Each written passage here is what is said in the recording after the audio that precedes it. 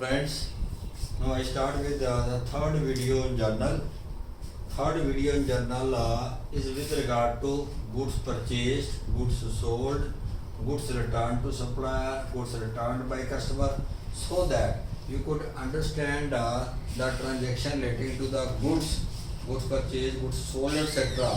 So that is why I have prepared this third video for goods only, and we'll try to solve with the help of modern rules or with the help of traditional rules. Absolutely, there is no problem.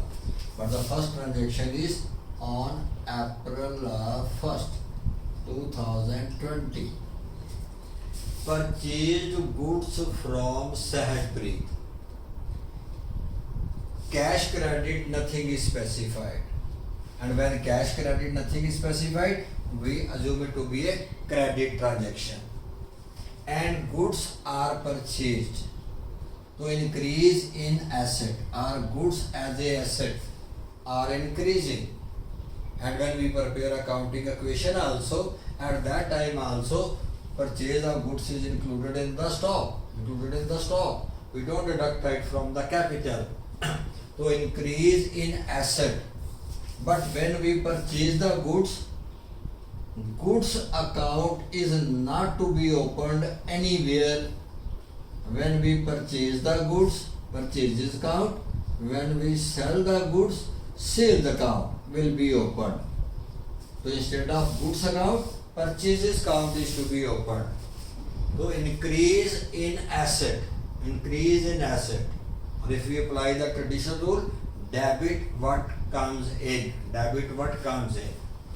And because these goods are purchased on credit, hence it is an increase in liability. Amount is payable to Sahajpreet, so increase in liability is to be credited. And if we apply the traditional rules, credit the giver. So credit the giver will be applicable here. So it is 30,000. So 30,000 debit and 30,000 credit. And narration will be being goods purchased on credit. In our narrations, we avoid the name and amount. Second, sold goods to Vinayak. Again a credit transaction. Sold goods.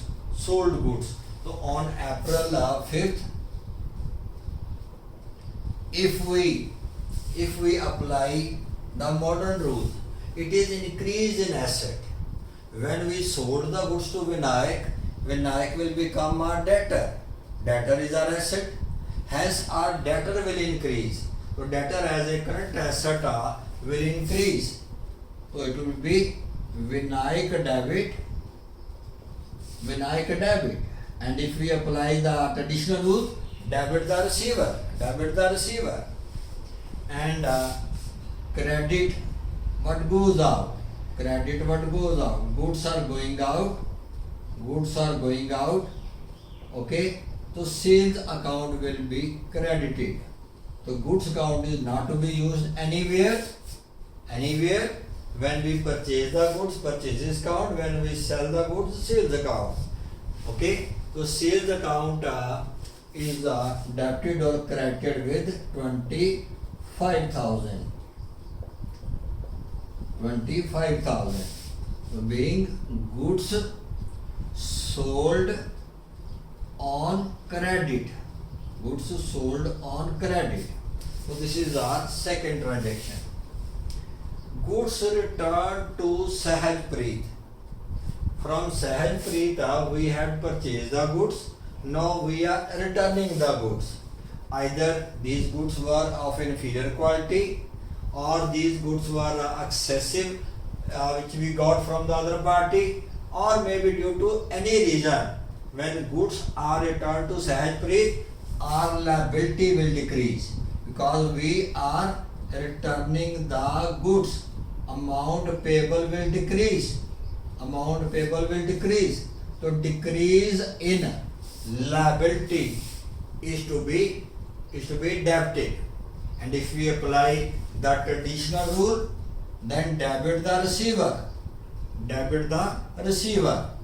So Sahalpreet is the receiver of the goods which we are returning.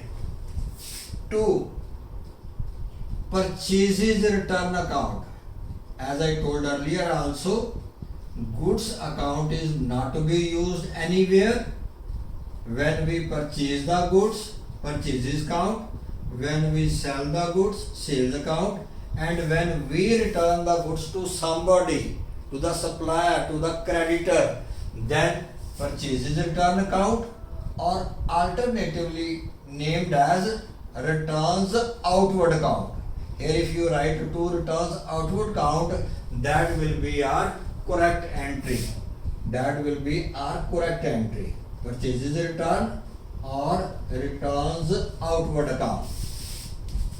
So this is goods returned to supplier or returned to creditor. Goods returned to supplier or goods returned to creditor. Next is Vinayak, to whom we had sold the goods on credit. Vinayak returned goods worth rupees 9,000. Now goods are coming to us. Goods are coming to us.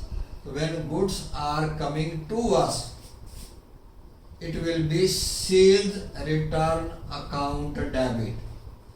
Debit what comes in. Debit what comes in. Goods are coming. Okay. Because credit the giver. Giver is a Vinayak. So giver is a Vinayak. And if we apply modern rules, this will be decrease in asset. Vinayak was a debtor. Debtor was our asset. When he returns the goods, our asset will decrease.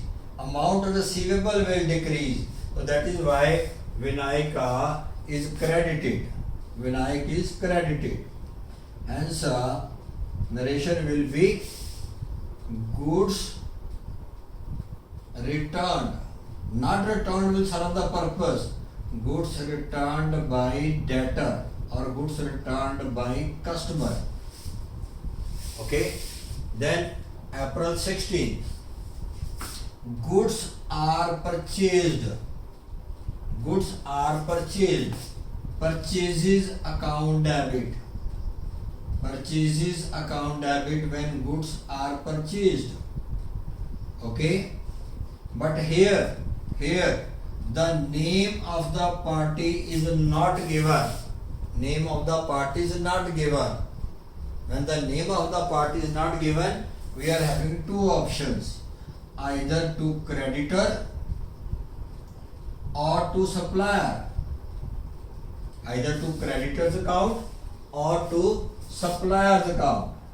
So any of the two accounts may be credited when the name of the creditor or supplier is not given. So being goods purchased on credit.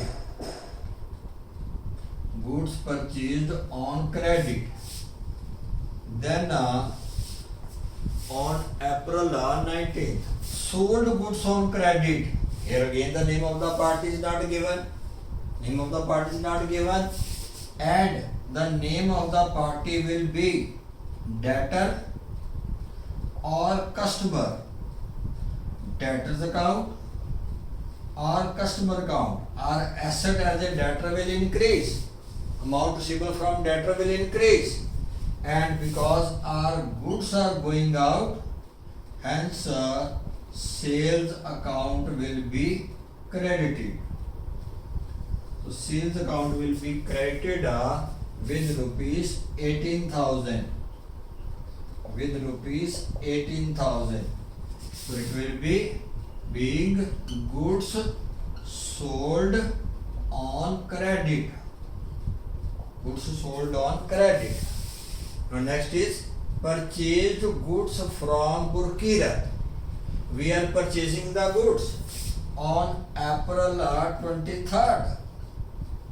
Goods are purchasing, goods are coming. Okay, when goods are coming, debit what comes in, debit what comes in.